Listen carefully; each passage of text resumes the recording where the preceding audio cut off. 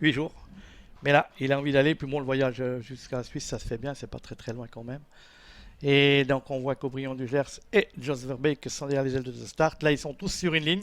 Simplifie le travail de certains. Ça fait fuir du monde parce que d'habitude, il y a toujours eu entre 12 et 16 partants. Et cette année, on était un peu moins nombreux puisque Aubryon du Gers fait figure d'épouvantail. Dans ce prix du président qui est maintenant parti et les concurrents se sont élancés. Tout le monde est parti au treu et on s'est bien élancé avec le grandissime favori Aubryon du Gers et Jos Verbeek qui ont tout de suite pris le meilleur. Une sérénade devient en deuxième position. Côté corde, Billy de Montfort est bien parti à l'extérieur et va prendre le sillage d'Aubryon du Gers, mais va peut-être se retrouver néo maintenant, puisque Aubryon du Gers s'est rabattu en tête dans cette compétition. On est dans le premier virage, le grandissime favori prend les choses en main, puisque Aubryon du Gers a pris la première place. En deuxième position, on va retrouver le numéro 3, une sérénade avec Serge Pelletier. En troisième position, trotte Billy de Montfort qui a pu se rabattre côté corde. On vient ensuite avec le numéro 5, maintenant Anamix qui progresse vivement à l'extérieur. Elle est bien partie et avant, elle part toujours bien Anamix pour sa troisième tentative ici dans le prix du président avec en tête de l'épreuve Aubryon du Gers pour passer devant les tribunes à son extérieur.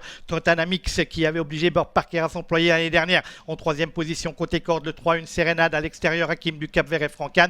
Glanidello mais Billy de Montfort sont en troisième ligne sur la corde. Ensuite, on va retrouver Valco Genila, le numéro 2, avec Eric Raffin qui découvre l'hippodrome d'Avanche. Et c'est Totem d'Azur, le cheval local qui ferme la marche de ce peloton, qui va bientôt attaquer la ligne opposée. On voit que Anamix a envie d'en découdre dans cette épreuve. Aubryon du Gers et Jos Verbeek contrôlent les opérations dans cette épreuve. En ce groupe 2, ce prix du président, on va bientôt attaquer le dernier kilomètre du parcours avec toujours au commandement sous la casaque de Jean-Michel Bazir, le numéro 6, Aubryon du Gers à son extérieur, trotte le numéro 5, Anamix, qu'un peloton groupé en roule 2 par 2, toujours à l'arrière-garde Totem d'Azur. Valco Genila est également à l'arrière-garde de ce peloton groupé qui ne va pas tarder à entamer le tournant final avec Aubryon du Gers.